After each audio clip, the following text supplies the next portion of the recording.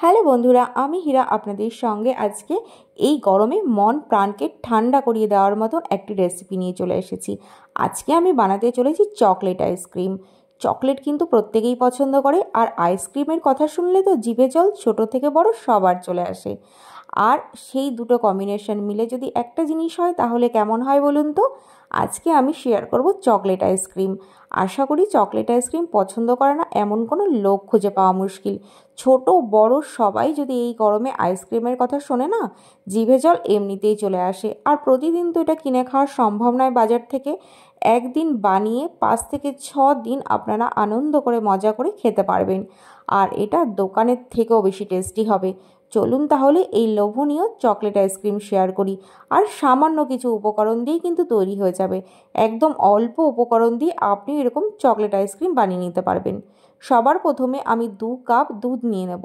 তারপরে এখানে আমি হাফ কাপ চিনি ব্যবহার করেছি, চিনিটা দেওয়া স্কিপ হয়ে গেছে। আর বড় বড় 2 চামচ এখানে আমি কোকো পাউডার ব্যবহার করছি। কোকো পাউডারটাকে কিন্তু একটু চেলে নেবেন, কারণ ছোট ছোট দলা বেঁধে যায় অনেক সময়, চেলে দিলে কিন্তু খুব ভালো হয়। তারপরে চামচ কিংবা একটা হ্যান্ড উইক্সের মাধ্যমে কিন্তু সুন্দর করে কোকো পাউডারটাকে দুধের সঙ্গে মিলিয়ে নেব। একদম অল্প উপকরণ দিয়েই আজকে আমাদের দোকানের থেকেও বেশি সুস্বাদু চকলেট আইসক্রিম রেডি হয়ে যাবে। আর একটুখানি সময় থাকলে কিন্তু আইসক্রিমটা তৈরি করে নিতে পারবে সারাটা সপ্তাহের জন্য।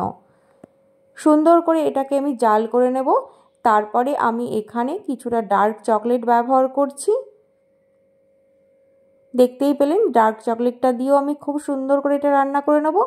এটা অপশনাল, ডার্ক চকলেটটা নাও দিতে পারেন, দিলে আরও বেশি টেস্ট হয়। যতক্ষণ না এটা ঘন না হয়ে আসে ততক্ষণ কিন্তু আমরা এটাকে রান্না করে নেব। আর একটু নাড়তে থাকবেন, না হলে নিচে লেগে যাওয়ার সম্ভাবনা আছে।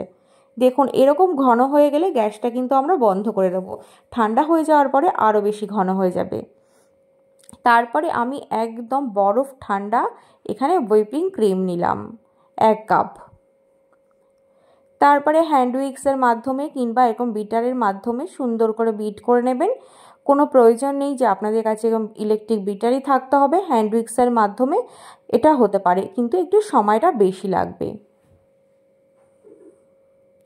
হুইপিং ক্রিমটা আমি বিট করে নিচ্ছি। দেখুন এটা একটু ধৈর্য সহকারে আপনারা করবেন। এখন কিন্তু আমার এইটা প্রায় রেডি হয়ে গেছে।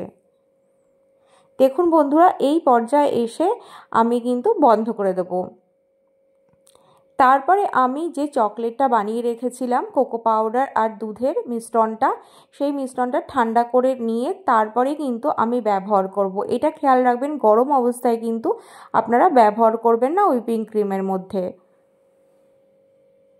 আমি সমস্তটা ব্যবহার করলাম। তারপরে সুন্দর করে আর একবার হুইপিং ক্রিমটা আর চকলেটের মিশ্রণটা আমি সুন্দর করে মিশিয়ে নেব।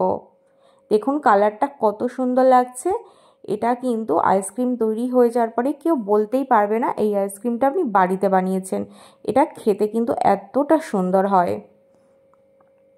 দেখুন বন্ধুরা, আমি সুন্দর করে মিশ্রণটা সুন্দর করে মিশিয়ে নিয়েছি।